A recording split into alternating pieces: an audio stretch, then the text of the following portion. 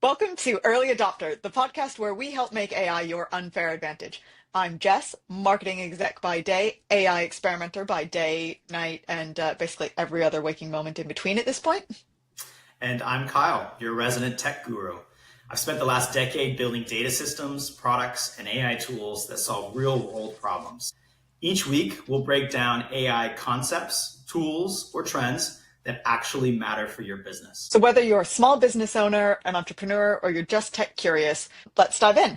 Just think of us as your guides through the wild, wonderful, and sometimes completely overwhelming world of AI. This is Early Adopter. Welcome to Early Adopter, the podcast where we help make AI your unfair advantage. Hey, Kyle, what you doing back there on the sofa? Hey, Jess, decided to prove a little something. Why don't you... So this week on one of our TikTok videos, someone commented that Kyle was sitting in front of a green screen. So we just wanted to prove that actually it is real life. Kyle does have a sofa behind him and he is not, in fact, sitting in front of a green screen. It's all real. It's all real. It's all me. It's all real. Long-term listeners may remember that at one point, Kyle did not have anything behind him in the video. And I forced him to put some prints up in the background. I was getting a lot of flack about You were getting a lot of flack. Background. Yeah, exactly. From multiple people. And you were basically bullied into putting your prints up on the wall. I think they've even multiplied since then. It's looking great now. And I had quite a few. And then I moved and I kind of had to start again. I finally have received some of my vintage movie posters that had been in Seattle over the last couple of months. I don't know if you can see the one behind me. It's probably it's reflecting. That is from 1928. So the background wars are the back real on. background war. Yeah, they are. If someone thinks that mine is virtual, does that mean I've won the battle for now? I think it might. Well, purely by the fact that I've got this really ugly wallpaper behind me that, unfortunately, because I'm renting at the minute, I can't change it. So I've put the curtain up to kind of hide the worst of it. So it's a little tricky for me to hang things on that wall. So I think you're going to win by default. So. You get the Chinatown print up just by I can't wait for that. Of it. My original Chinatown print from 1974 is off being framed at the minute. I was really worried about it traveling 6,000 miles, but it made it safely. It didn't rip or anything, so I was very happy with that. That's awesome. Anyway, how's your week been apart from proving that you really exist? Yeah, week's good. You're not an avatar. for all our US audience, October is a big sports time, so we've got the Dodgers in the World Series, which is exciting. We've got the Rams currently playing in London, actually. So Jess, you've got some Rams going on. I was on the tube, I think it was last weekend, and I saw some Broncos fans and I was like, ew, what are you doing here? Yep, they're going to Wembley and they're going to watch good old American football. So they basically, sports has just been dominating all my streams. I did my pumpkin carving yesterday. It is officially spooky season. It's not spooky season until I watch Nightmare Before Christmas, which I did yesterday. So all right, it is now officially Halloween. Yep. I'm glad we're finally there. It's my favorite time of year. Awesome. Before we dive into our main topic today, we had a quick update on AI Slop, which was our episode last week. And we covered that pretty in depth. And there's actually been a couple of announcements that I wanted to talk about. The backlash against low quality AI Slop has already kicked into high gear. So it'll be really interesting to see how this developed. Pinterest just announced they're adding features to let users restrict AI generated content in certain categories. So they're marketing it as a way to dial down the AI and add more of a human touch, which is a pretty significant shift in terms of messaging from a pretty large platform. It particularly makes sense for Pinterest because people go to Pinterest for inspiration, right? They want like real world inspiration, not AI generated crap. This is actually their second attempt at regulating Slop because they've had quite a few user complaints in the past about AI generated content taking over the platform. And in the press release for this most recent announcement, they actually noted that AI content now makes up 57% of all online material, which is just a wild number. The CTO came out and said they're trying to strike And this is his quote, "the right balance between human creativity and AI innovation." I think that's a really nice way of saying our users are sick of seeing AI generated content and they're trying to Yes. get back to like a proper, user experience. So, we talked about Spotify last week. They just announced partnerships with 3 of the major music labels, Sony, Universal, and Warner, to develop AI products that can be monitored and regulated. So they're trying to get ahead of the AI music spam problem we talked about last week by partnership. Last week, we mentioned that they have just removed 75 million spam tracks, and they've realized that they actually need to work with the labels to create legitimate AI music tools rather than just playing, whack-a-mole with the spammers. But also, this is a great way to get the record labels on side, because I'm sure that there's some licensing deals that they've worked out, which is very smart. I think this is a good moment, and I think this ties into what we're going to be talking about today around where we are in this kind of technology hype cycle. Big platforms are starting to recognize that unlimited AI content and generation isn't really sustainable. It goes back to kind of what we were talking about. How do we reward the authentic, good, unique content? You can still use AI to help or optimize, but ultimately we need to rebuild our reward systems. So, Jess, to get into what we want to talk about today, we'll start with something I've been noticing that is really interesting lately. And that's kind of what was the inspiration for us to talk about this. But lately, my LinkedIn feeds and my very nerdy, techie social media feeds have shifted from, the AI is going to change everything and here's the amazing things I'm doing, to a lot of why my project failed. We're starting to see a tonal shift. Definitely. I've actually had this conversation twice in the last week with some of my friends who are heavy AI users. Like, in fact, a friend of mine who I was talking to earlier today spent her Saturday night in a fight with ChatGPT because she was trying to get it to help her with something. And it just could not wrap its AI brain around what she was asking it to do. And she just spent the whole evening fighting with it. So we're starting to see that shift from AI euphoria almost to AI existential crisis. But I think if you're leading a business, this shift is a really interesting opportunity. As my former colleague Gabe always used to say, that's where the opportunity is.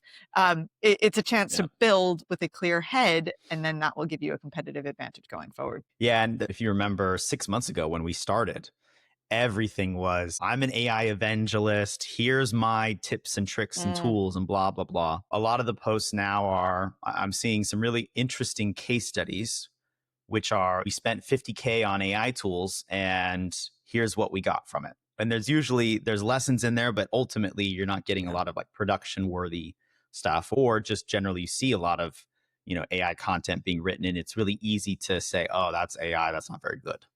Rocket ships. Rocket ship emoji. It always comes back to rocket ship emojis. 100%. So a lot of the slop that we're talking about, I think, is leading to a perception shift. And I think that's what we're going to talk about today. Absolutely. So this episode, we are focusing on the Trough of Disillusionment. If I could put in some echoey sounds in the background, I'll try and do that. Get the lightning. Yeah, exactly. I'm definitely going to do an overlay. Next time you see a post about someone's failed AI project, don't scroll past, because I think that might be a sign that you're actually in the right place. You're looking at what isn't working and how you can use it going forward. It's fascinating and unsurprising, but yet we forget it every time. If you understand technology adoption patterns, we are like fitting into this to a T. Now, maybe we're running through those, the cycle of it quickly. AI Very obviously quickly. is accelerating everything. Yeah. But what we're witnessing is a textbook example of what's called the Gartner hype cycle playing out in real time with AI. Yeah, sadly, we didn't invent the term Trough of Disillusionment. I wish we had, because it's amazing, but it is part of the Gartner hype cycle. We'll go a little bit more into it shortly, but sadly, we did not invent that phrase, which is a shame. But it's essentially the shift from hype to skepticism. It's a pretty normal sign, actually. It's a sign that AI is maturing as a technology. So today we're going to be deep diving into why AI feeling overhyped right now is actually kind of the best news for anyone who's really wanting to build something valuable with it. So today we're going to explain what the Gartner hype cycle actually is, show you how this exact pattern has played out with other technologies you use every day, And I think most importantly, give you some practical strategies for positioning yourself to win during what Gartner calls, unfortunately, yep, we didn't coin it, but what we call the trough of disillusionment. You did that like Who Wants to Be a Millionaire, where like Yes. the light comes down. Oh my God. I don't think my video editing skills are that advanced. Otherwise, I 1000% would be doing that. Ugh, obviously, my sound, so my sound thing is going to be perfect for that. So everyone, yeah, exactly. Maybe not. Maybe not. Okay. So let's start with the fundamentals. The Gartner hype cycle is this framework that Gartner Group, which is their research and advisory firm, they developed this cycle to explain how new technologies evolve from inception to mainstream adoption, because they never just magically appear and everyone is using them. Yeah, and if you're unfamiliar with Gartner, you've probably seen their Magic Quadrant. Oh They're God, also that's really known for stupid that. Magic Quadrant. Oh my God. I don't know, Jess. I love a good Magic Quadrant. You know me. The Gartner hype cycle has 5 distinct phases that every technology goes through typically. First, you have the technology trigger. That's when a breakthrough or demonstration captures the public imagination and definitely, as we've seen lately, can really blow up. Yeah, absolutely. For AI, that was obviously when ChatGPT launched in November 2022. It hit 100 million users in just 2 months, which made it the fastest growing consumer application in history. There has been nothing that grew on that scale. And actually, Sora 2 has broke been, it. Yeah. Yeah, exactly. But I mean, that ChatGPT launch, we talk about it time and time again. I mean, that was a big pivotal moment. Yeah, it really, really was. Then after that first phase, you get phase 2, which is the peak of inflated expectations. That probably just triggered some people right there. It feels like the name of a Lord of the Rings. Oh, yeah. I mean, Jess, speaking my language now. But this phase is when everyone loses their minds with excitement. So media coverage explodes, venture capital pours in. We've definitely seen that. There was a period where literally if you didn't have AI in your name, you couldn't be funded. And if you just threw AI in your name, all of a sudden you were fundable. And I think a really good point to this is, every company starts to need this new technology. In this case, it was an AI strategy. So we definitely went through this period. Yeah, I think the peak for AI was probably 2024. I mean, I was going to a lot of conferences. At one point last year, I went to, I think it was like 8 conferences in 6 weeks or something. And everyone was talking about AI powered whatever crap on their marketing materials. It was you couldn't escape it. It was literally the only thing that people were talking about. So then we get into phase 3, and this is where we are now, or where we're entering into now. It depends on who you ask, but this phase is the trough of disillusionment, as we've talked about. And this is when reality sets in. So early implementations are failing to deliver on promises. People start questioning whether the technology was overhyped, and you start hearing a lot of negativity around the idea that maybe we should blow it all up and stop doing it because it's never going to work. Yeah, I mean, we talked about the MIT study from a couple of months ago that 95% of generative AI pilot projects in companies have failed. I mean, that number really dominated the headlines for quite a few weeks, and it is a big number. Yeah, and I think that study shifted the tone. That was really definitely marks.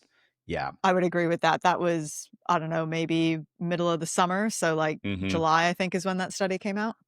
I think that probably marked, if we want to pinpoint a time, that's when the trough of disillusionment started. I think you're absolutely right, actually. And so, but most of these initiatives were pilots. Experiments launched quickly without clear metrics, poor data infrastructure, or real integration into workflows. And we talked about this a lot. And I think really that's because a lot of companies rushed in without doing the foundational work. And it really reiterates that the success in AI isn't about hype. It's about how you execute on what you're doing.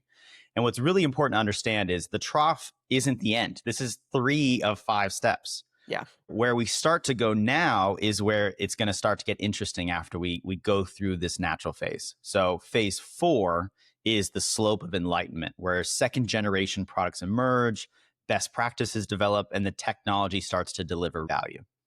And then phase 5, the final phase, is the plateau of productivity. I really can't. It's straight out of Lord of the Rings.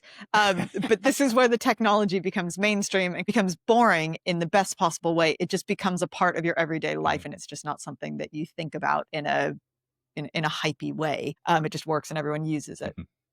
Maybe this is why I like this hype cycle analogy so well, it is. because it's very Lord of the Rings. Very much right so. up my alley. But what's great about this framework is that Gartner has been tracking technologies through this cycle for decades. This has been around for a long time. They've confirmed that generative AI has officially entered the trough of disillusionment. So we have another example. It's official. It is official. I mean, I do think 2024 is a little early for this. Like we were just saying, I think that MIT study is really where you see a shift in conversation. But I think the key insight to take away from this isn't that trough is a failure. It's a necessary point in the journey of a mature technology product.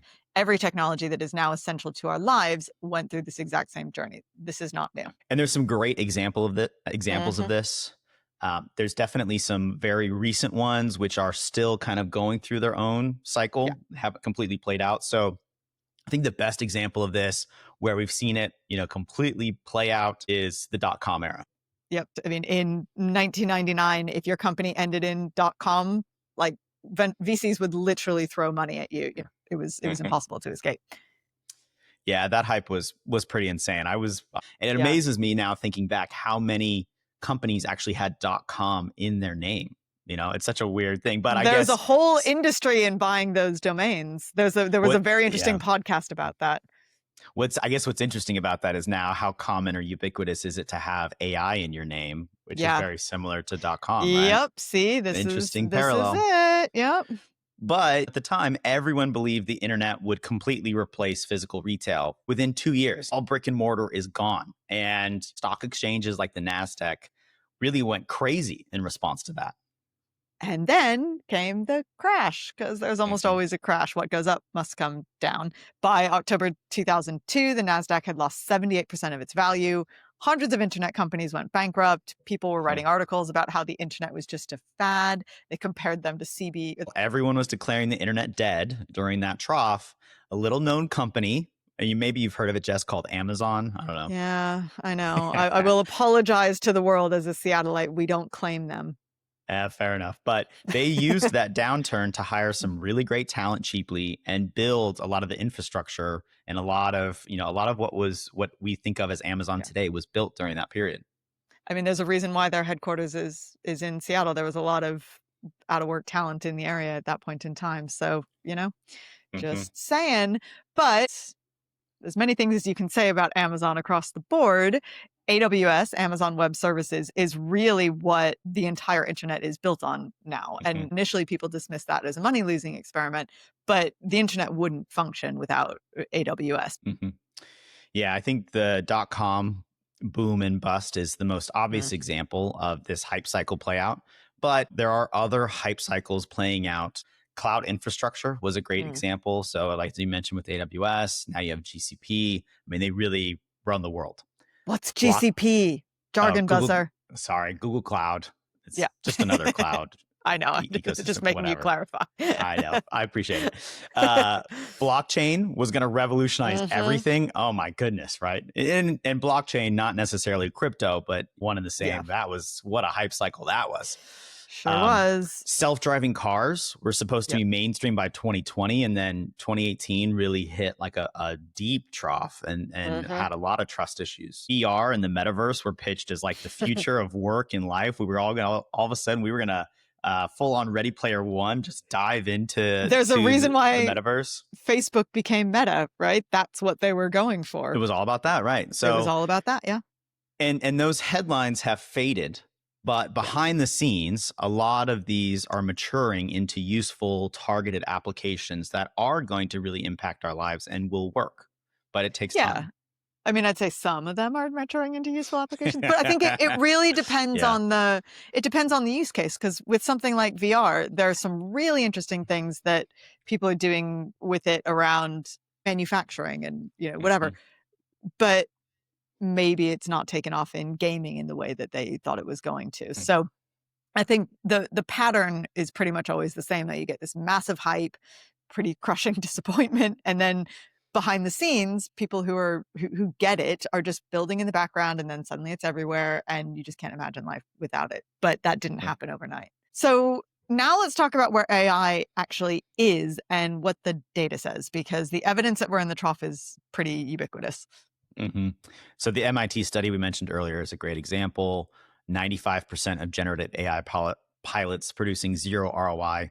That's probably the most damning statistic. Yeah, definitely. We talked about that in episode 15. So if you want to go back and look at that, I think that was our update on prompt engineering. Yeah, it was. But it's not just that one study. There's lots of examples everywhere. Yeah, The Economist just recently published a piece that was literally titled "Welcome to the AI Trough of Disillusionment," and it. See, we're not the only ones talking about this. Really noting that execs are sliding into disappointment as they confront the gap between AI's demos and the real world capabilities. And we always like to check in with Reddit, and God.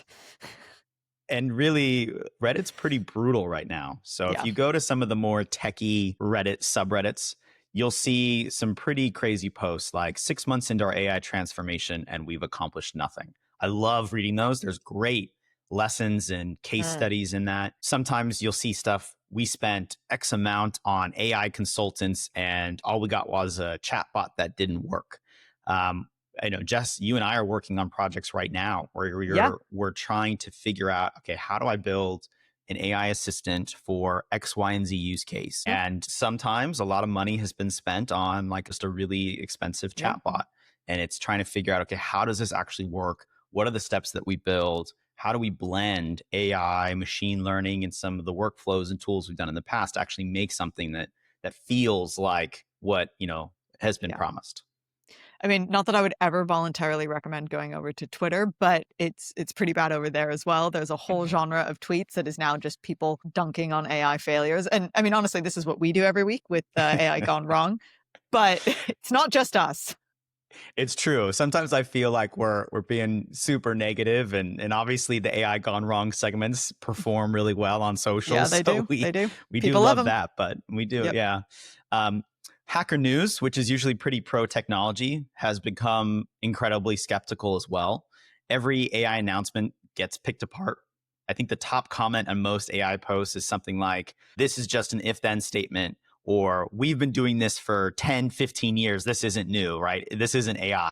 Okay, jargon buzzer. Do you want to explain what an if-then statement is? It's like technical speak for a workflow. So if this happens, then go do this thing. It's not like what we talked about with AI agents where it's doing anything spectacular or reasoning through. It's just tree diagram of results. Yeah. If you do this, then whatever.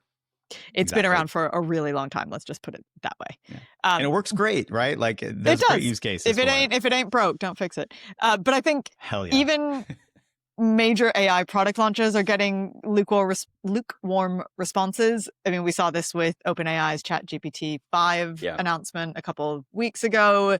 People were distinctly unimpressed and still are pretty unimpressed with it, even with some of the tweaks that they've made. Sora sparked a really massive, almost immediate backlash in Hollywood. The magic is definitely wearing off, I think you could say. Yeah, corporate earnings calls are really telling example of this too. I think that's a great way to kind of understand how business is approaching certain technologies. So 2023, 2024, beginning of this year, every CEO was talking about their AI initiative. And it usually was pretty surface level, right? Definitely part of that hype cycle. Now, as things are failing, that 95% statistic kind of comes through again. A lot of CEOs are walking back expectations on those AI initiatives within the calls, which is a really strong thing to do in an earnings call. Microsoft's latest earnings mentioned AI is down 40% from the previous quarter, which is a pretty big stat. Yeah, and I think inside large enterprise, we're seeing a shift too. There's more emphasis on operational efficiency. So like AI tools scanning thousands of RFPs. Or something we hear a lot about, internal tools that triage employee questions. How do I optimize my employees? How do I update my benefits? What's the process for submitting expenses? And in order to do this, you cut down on support tickets by, a big amount. So those are kind of invisible wins. But if you stack those on top of each other, they can really add up. I mean, Walmart did that. I know we need to talk about Walmart's super agent at one point, but that is one of their agents, is an employee agent to answer employee questions. And I think it's been pretty successful. But I think the VC data is really interesting as well. AI funding is still happening, but the bar has definitely gotten dramatically higher. VCs are actually asking for actual metrics, not just vision decks with pictures with AI generated pictures of robots. I was just talking about this with someone a couple of weeks ago. Like, he's very active in that space. And he was saying if he has to hear one more AI powered whatever pitch, he's going to lose his mind. You really need to stand out. Yeah. Yeah. The VC market's really interesting. I think there was a period of maybe a little bit of existential crisis in a world of AI where things are so easy to build. What's venture capital's place in all of that? That probably is also a little overhyped. I definitely think there's experience benefits there. At the same time, it's still a valid question. But you talk to a lot of VCs, and there was a period, especially like in 2023 and 2024, you saw headlines, just crazy headlines, people raising tens of millions of dollars just by adding AI powered into their pitch or putting AI at the end of their name, just like in the .com era. Now, I think you're starting to see you have to have paying customers, traction, clear path to profitability. Like, a lot of the rigor that you would expect to add into fundraising is starting to come back into the ecosystem. So that's a good shift. But I think what's really interesting is, while the hype has actually cooled, user adoption keeps growing. So ChatGPT hit 800 million weekly users globally, and daily usage continues to climb month over month. So it's not like the people have stopped using AI. I think it's just that the hype is finally starting to die down a little bit. Also, I just want to identify that is weekly users, not even monthly. I know. Weekly. Yeah, weekly. I mean, it's just wild. That's so much. It is. It is. To kind of tie into that, the 6 largest tech companies invested $212 billion into AI infrastructure just in 2024 alone. And that was a 63% year over year increase. So that's not the behavior of companies that think AI is failing. So there's a significant amount of money, but if you look at what they're investing in, it's in the infrastructure of AI. Let's not even get into the circular, what is it? Oh God, OpenAI invests X into NVIDIA, and then NVIDIA, I can't remember what the phrase is for that. Yeah, we kind of talked about that before. It's kind of this shadow investment. Yeah. Anyway, we don't need to get into that, but that's exactly. That's a whole nother thing. But also, I think it's worth flagging that the cost of running AI has plummeted dramatically. Costs fell 99.7% between 2022 and 2024, which is just a huge drop. Technology is getting more accessible, even as the hype starts to cool. And we're starting to see really interesting different use cases, like the one from Thinking Machines that we talked about last week in our AI news. I think there's going to be some very interesting companies that are starting to come out that is making AI more accessible across the board. So to kind of sum this all up, the disconnect between public sentiment as we start to see it sour versus the investment going way up in infrastructure and, projects that are maybe a little bit more simple but focused on execution, that is classic trough behavior. This is when the tourists start to leave, right? And everyone, public sentiment starts to, kind of be very negative. But you see a lot of the large tech companies, a lot of the builders doubling down on the investment and figuring out what is the real practical application. Yeah. So here's the counterintuitive truth. The Trough of Disillusionment is actually the best time to build something meaningful with AI. If you think about it, during peak hype, everyone's competing for the same talent, the same customers, the same attention. It's really difficult to get to kind of bring yourself above the noise. And everything gets really expensive and crowded because money is cheap funneling into this, from AI investment to VC to consumer sentiment. It just kind of inflates everything on top of it. But now, as maybe some of that capital starts to shift away because they've been burned, the playing field starts to become a little bit more even, and it starts to clear out, and you start to focus on the things that are actually important. Therein lies the opportunity.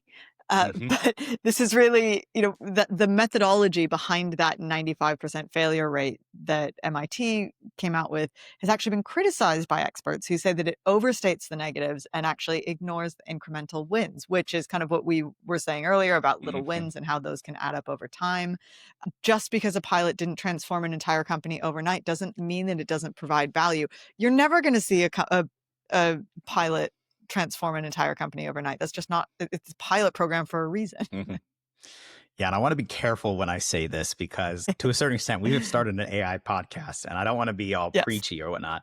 But technically speaking, this trough period weeds out kind of the wheat from the chaff, or separates the wheat from the chaff, right? Yes, good way of putting it. Yes, I'll be gentle because someone could very much call us out for doing the same thing. But a lot of AI experts or technology experts pop up, and they're going to sell you a lot of courses. They're going to try to get you to your attention, and I want to be careful that we don't come across as that way. I think we're very much in this for the long haul, Jess. But those groups of people who are maybe a little bit more opportunistic will start to pivot to whatever the other technology is, and they'll maybe lose interest in this. And so that's something to kind of be aware of.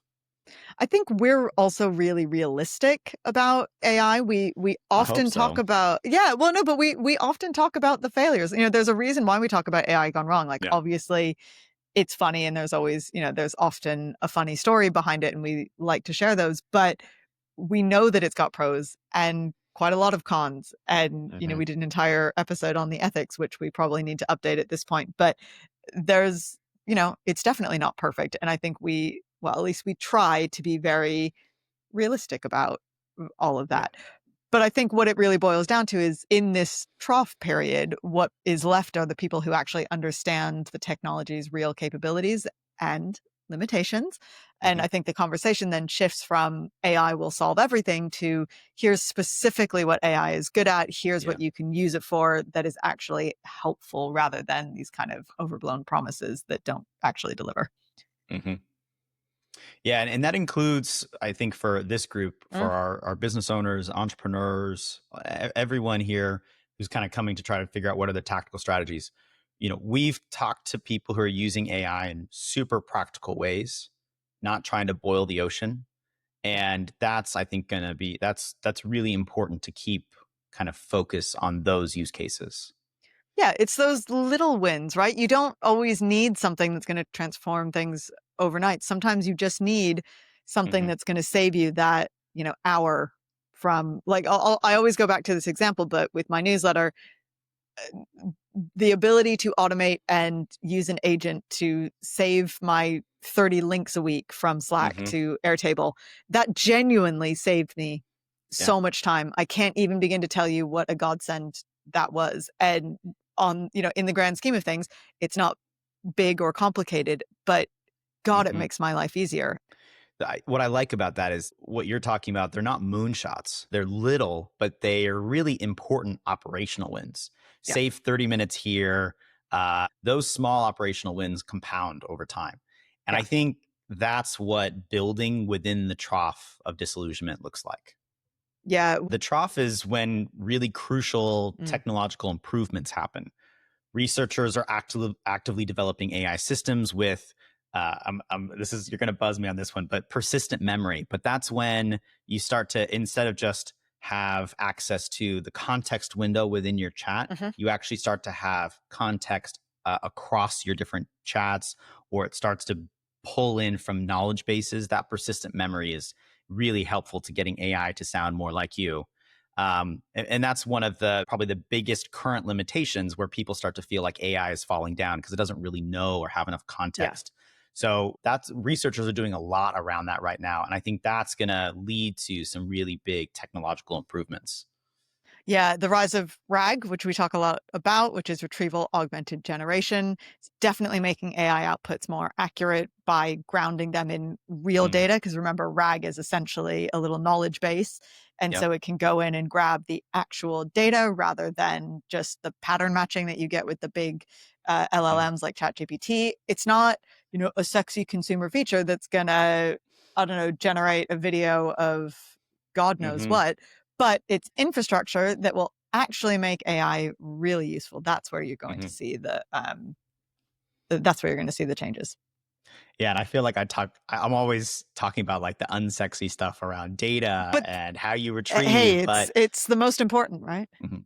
And from what I am seeing, when people are talking about different AI systems and how to build assistants and how to get data, you're really struggling or working with those kind of critical components, the unsexy things, and trying to figure out, and a lot of development around those tools is how we're slowly trying to improve what's happening in the background. We talk about AI as magic, but the stuff that's not magical, the stuff that's not a lot of fun, that's where actually a lot of the magic exists. Exactly. It's all that basic data stuff that we talked about Hmm. with Eric a couple of weeks ago. Like that is really what makes AI look like magic. That's what gives you Spotify Wrapped, all of that. It's just the basics in Hmm. place. For sure. So the other thing that we really need to talk about is this AI trust crisis. Hmm. I mean, essentially, we've got declining hype, we've got tightening budgets, but something that is really important that we need to address is this rising skepticism Yeah. with the consumers. Yeah, I mean, I think customer expectations are normalizing to a certain extent. We talked about people expected AI to be magic. Yeah. Now they understand it's a tool with strengths, or maybe we're coming around to the idea that it's a tool with strengths and weaknesses. So underneath all of this is something deeper that's happening, something maybe a little bit more human. So we're not just in kind of a hype reset, we're in this kind of trust crisis. Yeah. People were promised revolutionary transformation, and what they've gotten is something very different. Yeah, it's not their fault because the overpromising has been a little out of control because there's been a lot of headlines about, AI curing cancer, AI will solve climate crisis, all of that stuff. AI will eliminate boring work forever. Companies spent millions based on these promises, and now they're looking at ChatGPT, wondering where all the miracles went. And that's not to say that some of these things aren't happening. AI is becoming incredibly relevant in healthcare, but just maybe not in the way that people expected it to be. It makes me think of that video I sent you the other day where it was like, I don't know what it's from. It's like there's like weird characters or something, but It it's was like amazing. it's being like someone is pouring or force feeding like down their throat, and they're saying like, no more, I'm full. And it's like companies force feeding AI to their employees. Like I just died laughing when I sent you that. I was just like, this is incredible. It's spot on. I mean, it's harsh, but it is harsh, but I think it resonates. I mean, look, it resonated with me, right? Because that's exactly how it feels to a lot of people right now. Like you're just being force fed AI, and you're going, absolutely. Stop. I'm full. Yeah. I'm full. Employees are being told, like, here's a new AI assistant. It's going to make you 10 times more productive. But on the other side of things, they're still struggling to get it to write an email without a hallucination. Like the disconnect between executive expectations and what is being promised versus the actual reality is really, really massive. And that's a big issue.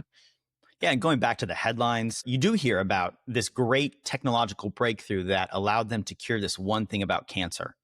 And then, but I think the problem is we then extrapolate that to say, oh my gosh, AI cures all cancer. And it's like, well, okay, it worked in that specific instance. And we need to figure out why it worked for that and then try to make it be more ubiquitous, but it's not going to solve all problems all the time. I think CEOs, they hear a lot about how AI is solving challenges in other industries for other companies and think to say, oh, well, just everyone use ChatGPT and now I'm going to get 100x out of my employees. But this isn't just internal skepticism. Public trust in AI is taking a hit too. So this is our trough of disillusionment. We went from AI is going to solve everything to AI is stealing artists' work and making stuff up.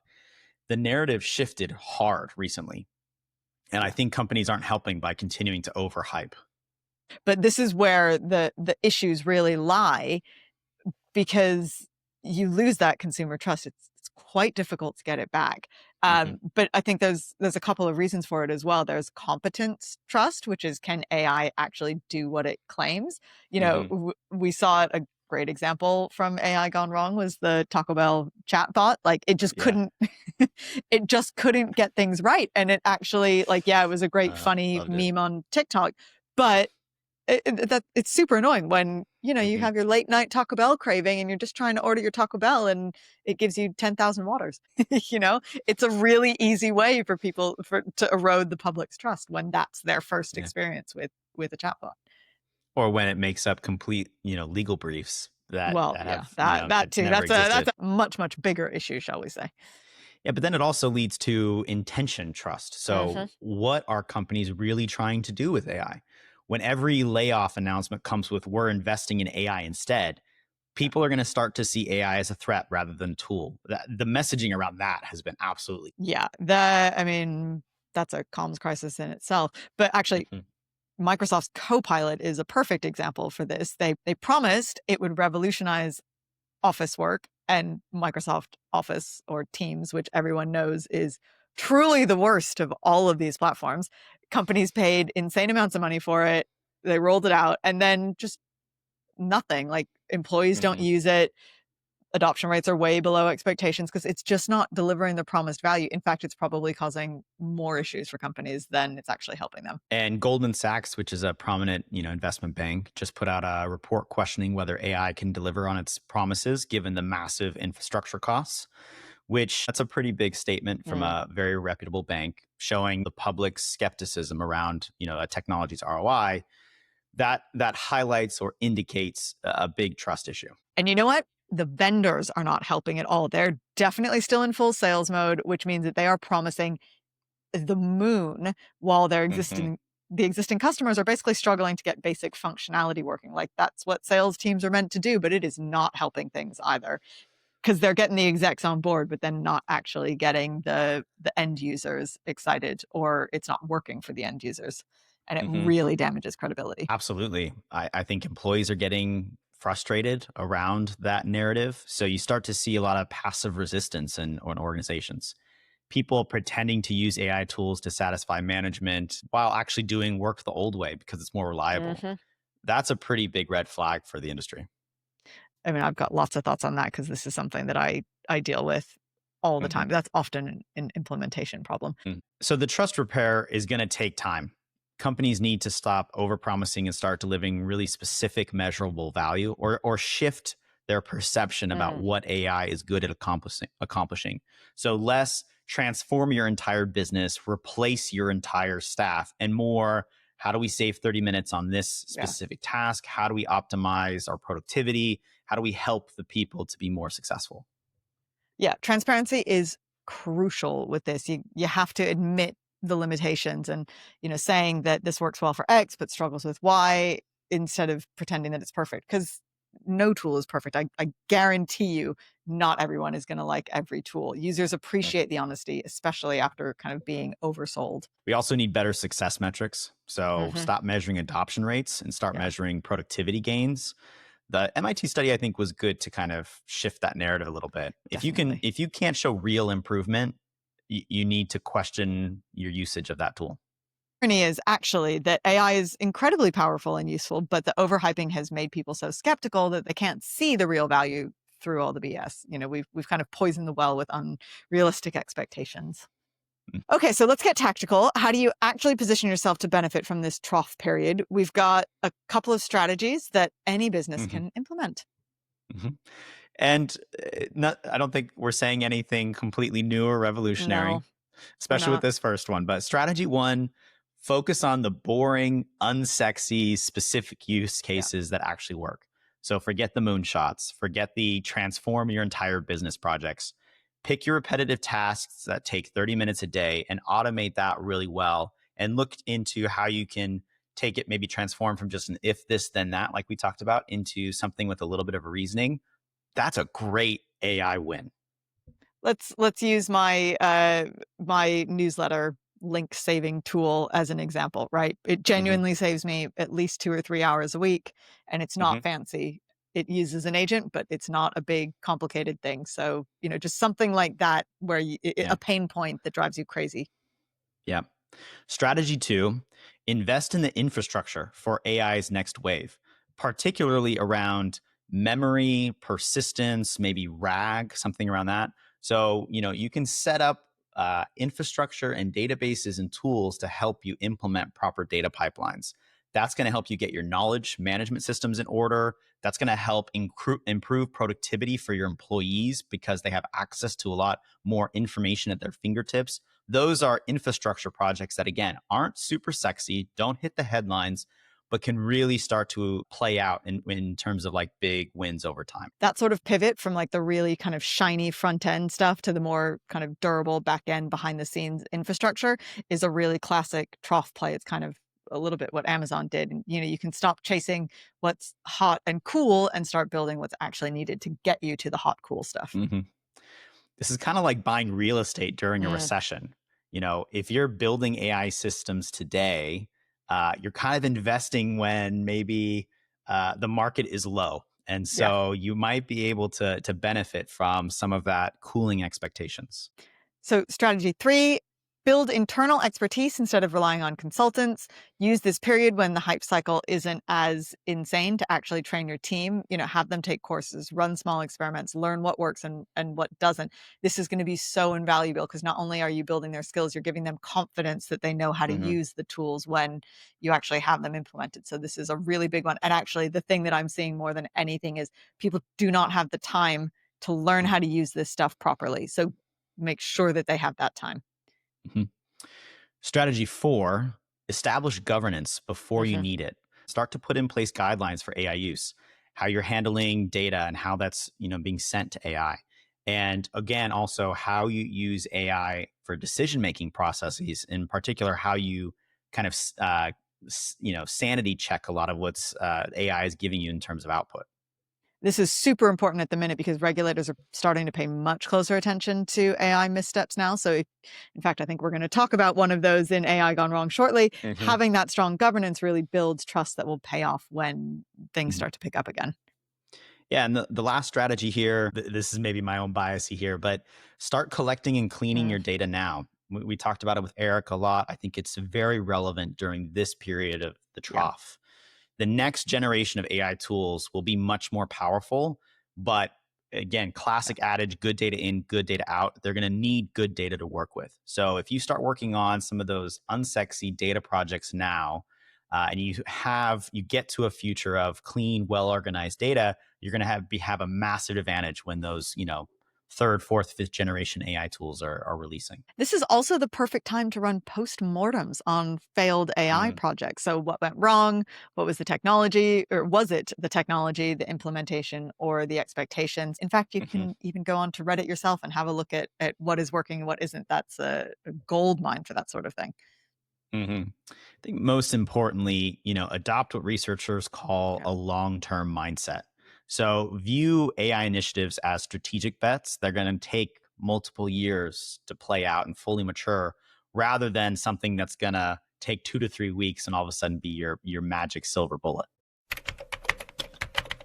All right, Jess, switching gears here a little bit to our AI news that matters. Our first story comes from a new Pew Research poll that reveals some interesting insights about how Americans perceive AI and who they trust to develop it responsibly. So Pew surveyed over 5,000 American adults about their views on AI, and there were some pretty surprising results. First, about 52% of Americans believe AI will have a mostly negative impact on society over the next 20 years. We're in full trough mode, man. I was about to say this is very relevant for what we've just been talking about. Yeah, I mean, what a pessimistic outlook. That's because usually people are pretty optimistic about technology, but it's 1000% due to the overhype and just a number of things that communications crisis that we were talking about a minute ago. There's been a lot of things that were not communicated clearly, and this is definitely part of the problem. Yeah, and when asked who they trust to develop AI responsibly, academic researchers came out on top, with 49% saying they have at least some trust in universities and research institutions. Only 35% of Americans trust major tech companies to develop AI responsibly. And maybe unsurprisingly, social media companies. Not a surprise in the slightest. Social media companies ranked dead last at 18%. So essentially twice as many people trust academic researchers compared to social media companies. That's a pretty important signal for the industry. Whether or not anyone will actually listen to that is another question. Yeah, definitely. So I think it's especially relevant, though, given our conversation about AI slop. If people already distrust the companies producing the tools, flooding their platforms with low quality AI content is really just not going to help. Trust is becoming a real competitive advantage in AI. But for our second news item, and this doesn't really have anything to do with anything, but it's funny. So I want to add a little levity. I couldn't resist putting this in. This was so stupid, but amazing that we had to cover it. This story is great. Researchers at Oregon State University have developed a smartphone-based AI system that can predict avocado ripeness. This is the AI innovation we've all been waiting for. This is the game changer, right?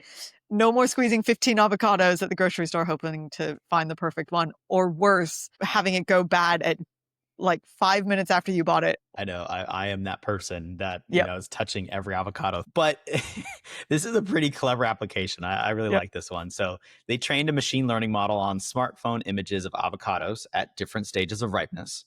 The system analyzes visual cues like color and texture that humans might miss, and it can predict with surprising accuracy when an avocado will be perfectly ripe. No touching needed. Have you ever seen that meme that's basically the stages of an avocado? And it's like 5 pictures of an unripe avocado at 1 p.m. and then at 1:01 p.m. it's gone bad. It sounds about right. It's so perfect. And so I think what makes it interesting for our audience is it's not just the avocado part, but it's an example of an AI solving a very specific practical problem using commonly available hardware, just your smartphone. This is the type of AI application that's really easy to explain and it's immediately useful. Like everyone is going to appreciate this. It's not trying to revolutionize everything. It's just making that one small little daily frustration better because everyone hates that with avocados. Go download that app. I don't know if it's got a name yet, but good times. All right. Our third news story is that Anthropic, who's the maker of Claude. Did I say it right that time? I think I did. You did. Yeah. You've started pronouncing it correctly. Good job. Crushing it. Okay. They just announced a new feature called Skills that lets their AI use specialized tools and API. So this is similar to what OpenAI announced at Dev Day with their agent kit, but there are some differences. Essentially, Claude can now integrate with external services and databases through what they're calling skills. So, for example, there's a map skill that provides location information, a news skill that can fetch current headlines, et cetera, et cetera. Yeah, and so instead of Claude trying to do everything itself and potentially hallucinating, it can now call these specialized services when needed. And what's significant is that Anthropic is positioning this as a more transparent approach to AI assistance. So when Claude doesn't know something or needs specialized tools, it clearly tells the user it's accessing an external service rather than pretending to know everything or making something up. Yeah, I think the transparency really aligns with what we saw with that Pew Research poll about trust, because being honest about limitations or limiting the occurrences of hallucinations really helps builds confidence in the tool. This opens up a lot of new integration possibilities. So if you're building specialized tools or services, having them accessible as skills within Claude could be a really useful and powerful distribution channel. So now for our favorite AI gone wrong segment, and this week it's a good one. Deloitte Australia is facing a major crisis after AI-generated errors appeared in a report they submitted to the Australian government. For those of you unfamiliar, Deloitte is one of the big four. I mean, they're a giant accounting firm, trusted with auditing and financial reporting for many of the world's largest companies and governments and research institutions and academic institutions and everyone, right? Everyone. And so what happened is Deloitte Australia was commissioned to review a system that automated penalties in Australia's welfare system. So a pretty important one. They produced a report for the Australian Department of Employment and Workplace Relations. Try saying that 3 times fast. But it turned out that the report was filled with AI hallucinations. So it completely made things up. Yeah, the report included fabricated quotes from federal court judgments, references to academic research papers that did not exist. So classic AI hallucinations, things that sound specific and authoritative because they're probably modeled after or based after real, examples of Exactly. that from the training data, but are completely invented. It was actually a University of Sydney sociological lecturer named Christopher Rudge who first spotted the issues. When he alerted the authorities about the fake citations, Deloitte tried to fix the problem by replacing the fake references with new ones. But according to Rudge, instead of finding the correct sources, they just substituted the fake references with 5, 6, or 7 or 8 new references. Yeah, as he put it, what that suggests is that the original claim made in the body of the report wasn't based on any one particular evidentiary source. In other words, the content itself may have been entirely AI generated, not just the citations. Ooh, so bad. So the Australian government announced that Deloitte Australia has agreed to refund part of the 440,000 Australian dollars, which is about 290,000 US dollars, that they were paid for the report. It's basically an admission that they didn't deliver what they promised. I mean, they flat out made shit up. Yeah, and the scale of this is what makes it really concerning. And it gets worse when you understand the court was meant to review an automated system that penalizes welfare recipients. So we're talking about an AI being used to evaluate another automated system, which is already kind of a precarious group in itself.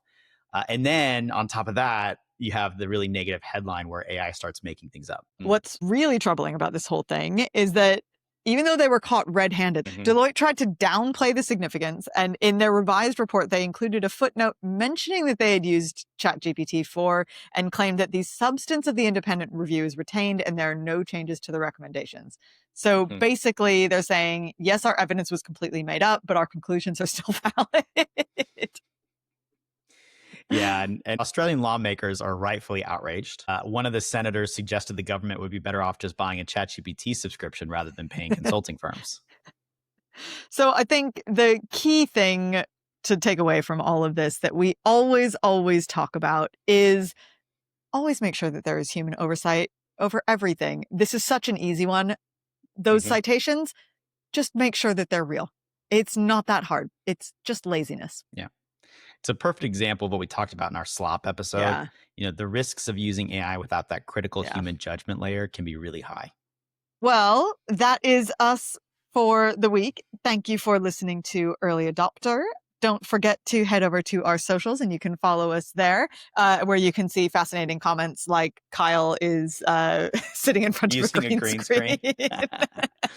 Remember, we're on Instagram, TikTok, LinkedIn, YouTube, basically everywhere. And remember, there is no E in the adopter. Yep. At early_adopter. And send us all of your AI stories. We'd love to hear from our listeners about what you're working on, what challenges you're facing.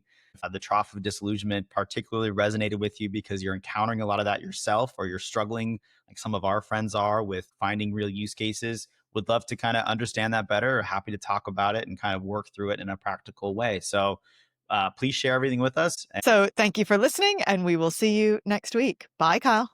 Bye, Jess.